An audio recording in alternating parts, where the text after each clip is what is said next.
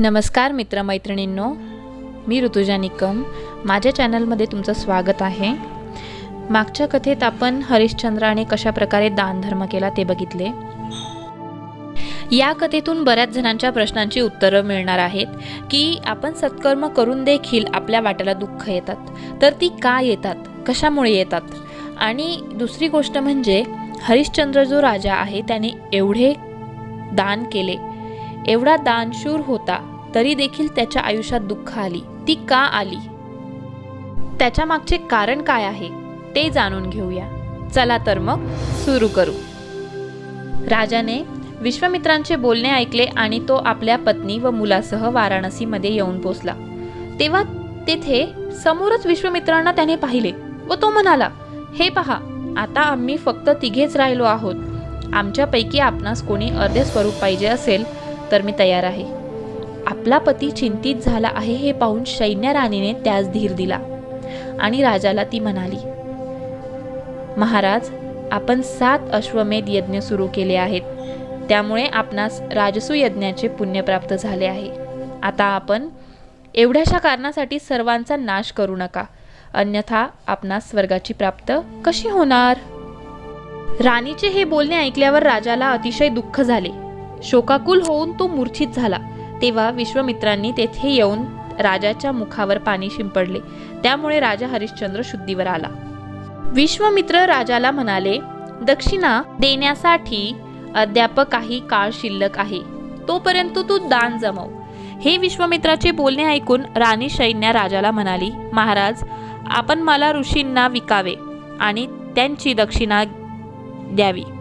यावर विचार करून राजा म्हणाला, तू म्हणतेस तसेच करणे मला भाग आहे. राणीला विकून विश्वामित्रांची दक्षिणा द्यावायची होती, म्हणून राजा राणीला घेऊन नगरात गेला. अशा प्रकारे कार्य करणे त्याला उचित वाटत नव्हते, परंतु त्याला नाईलाज होता. राणीला त्याने विक्रीसाठी उभे केले आणि तो मोठमोठ्याने ओरडू लागला, जन हो, सर्वांनी कृपा करून इकडे लक्ष द्यावे. मी अतिशय निर्दयी आहे. मला माझी पत्नी अतिशय प्रिय आहे. तीही माझ्यावर प्राणापेक्षा जास्त प्रेम करते, परंतु मी तिची विक्री करण्यासाठी येथे आलो आहे. माझ्या या प्रिय पत्नीस दासी म्हणून कोणी खरीदण्यास तयार असेल तर त्यांनी जरूर सांगावे. पुढे काही वेळाने एक वयोवृद्ध गृहस्थाचे आगमन झाले. ते गृहस्थ म्हणाले, मला दासीची आवश्यकता आहे. मी हिचा दासी म्हणून स्वीकार करेन. तुला हिचे किती मूल्य देऊ. राजास काही बोलताच येईना. हे पाहून त्या वृद्धाने आपली राशी तेथे ठेवली व तो त्या राणीस घेऊन चालू लागला. आपल्या जन्मदात्रीचा विरह त्या मुलास सहन होईना. तो छोटा मुलगा सुद्धा शोक करीत तिच्या पाठोपाठ जाऊ लागला. तेव्हा वृद्धाने त्याला देखील विकत घेतले. राजा आता पुरता एकटा पडला.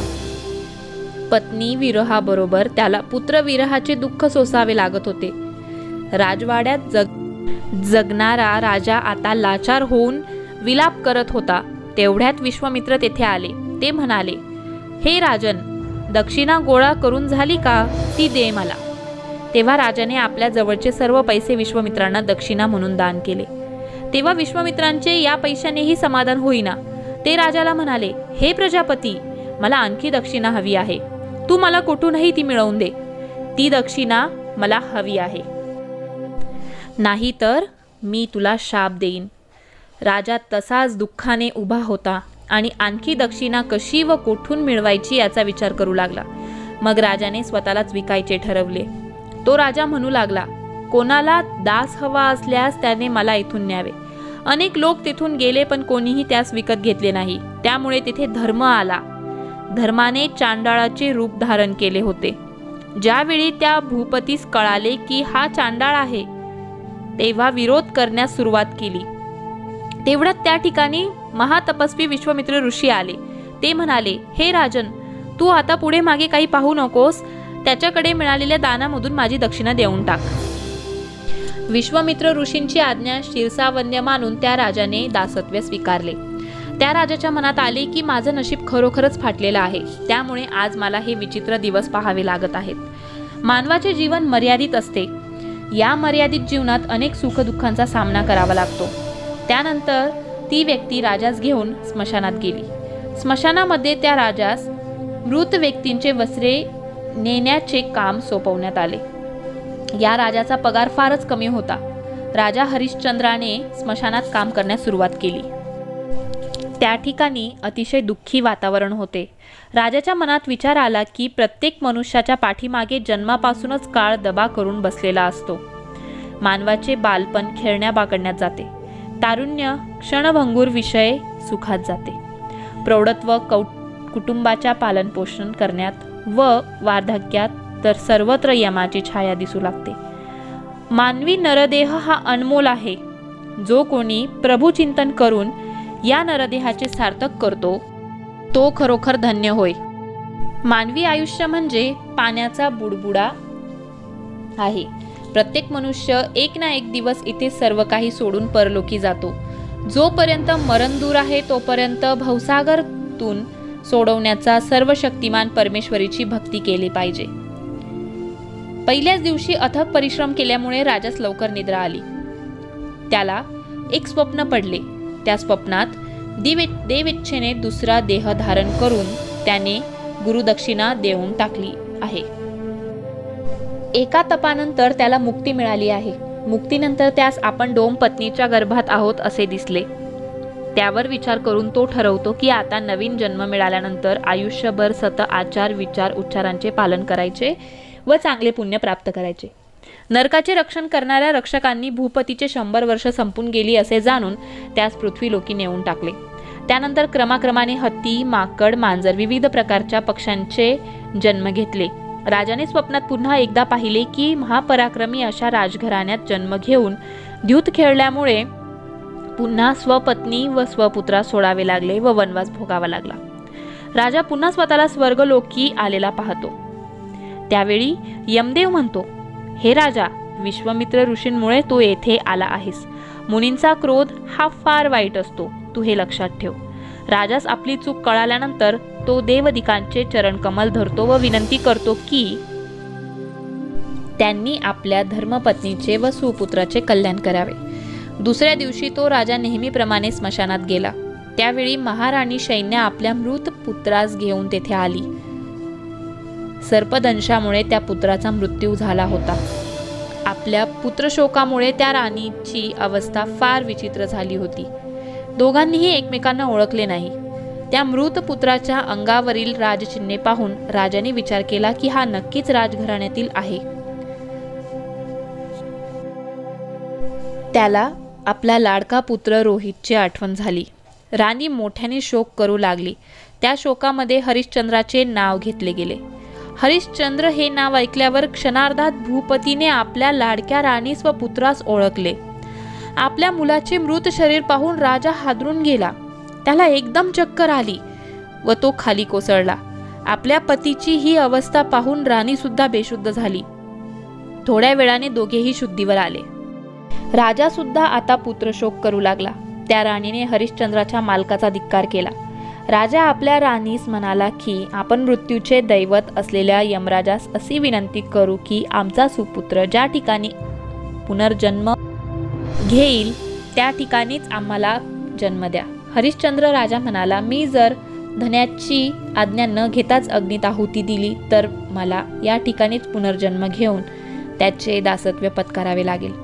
राजा आपल्या अर्धांगिनीस म्हणाला, जर मी आयुष्यभर आचार विचार उच्चारांचे पालन केले असेल तर पुढील जन्मी आपली भेट होईल.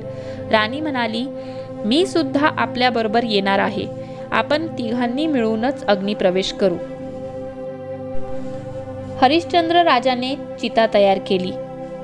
त्या भव्य चितेवर सपत्नीक राजाचे आगमन झाले. आपल्या सुपुत्रास सुद्धा त्यांनी बरोबर घेतले. त्या पती पत्नीने श्रीहरी विष्णूंचे स्मरण करण्यास सुरुवात केली. ओम नमो भगवते वासुदेवाय च्या जय जयकाराने सर्व आसमंत दुमदुमून गेला. हरिश्चंद्र राजाचे हे कर्म पाहून स्वर्गलोकातून देवेंद्रासहित अनेक देवतांनी राजा सर्व काही कथन केले. देवेंद्राने वरुण देवास चिता विझवण्यास आज्ञा दिली. देवेंद्राने आपला वरदहस्त रोहिताश्वासच्या मस्तकावर ठेवला. तो उठला व त्याने सर्व देवदेवतांना मनोभावे वंदन केले. धर्माने आपले खरे रूप प्रगट केले व हरिश्चंद्र राजास सर्व काही कथन केले. हरिश्चंद्र राजास आता स्वर्ग लोकाची प्राप्ती होणार होती. राजा देवेंद्रास म्हणाला, माझ्या राज्यात अनेक जण दुःखाने ग्रासलेले आहेत. त्यांना सोडून मी स्वर्गलोकी जाणे हे मला शोभणार नाही. माझे आतापर्यंतचे जे काही पुण्य असेल ते सर्वांना वाटून द्या. देवेंद्राने राजाचे म्हणणे मान्य केले. विश्वामित्र ऋषींनी सुद्धा स्वर्गलोकातून आले. रोहिताश्वास राज्याभिषेक करण्यास ठरवले. एक सुमुहूर्तावर राज्याभिषेक झाला. या राज्याभिषेकात अनेक ऋषी मुनी साधू संत उपस्थित होते. मोठ्या प्रमाणात हा राज्याभिषेकाचा सोहळा पार पडला. हरिश्चंद्र राजाची सर्व प्रजा सुद्धा आपल्या स्वर्गलोक मिळणार म्हणून आनंदित होती. राजा हरिश्चंद्राने सर्व काही रोहिताश्वाकडे सोपवून स्वर्गलोकी जाण्याची तयारी दर्शवली. त्यावेळी शुक्राचार्य म्हणाले, हरिश्चंद्र हा खरोखरच यशवंत, कीर्तिवंत, वरदवंत, जाणता राजा आहे. न भूतो न भविष्यती असा हा भूपती आहे. या भाग्यवंत राज्यास सर्व मंत्र जपाचे महान पुण्य प्राप्त होईल. या कथेतून आपल्याला असे समजते की काही काळासाठी आपल्या आयुष्यात दुःख, दारिद्र्य येत असते, तरीही सत्कर्म आपण सोडले नाही पाहिजे. धन्यवाद कथा ऐकल्याबद्दल. कथा आवडल्यास लाईक करा, चॅनलला सबस्क्राईब करा आणि शेअर करा.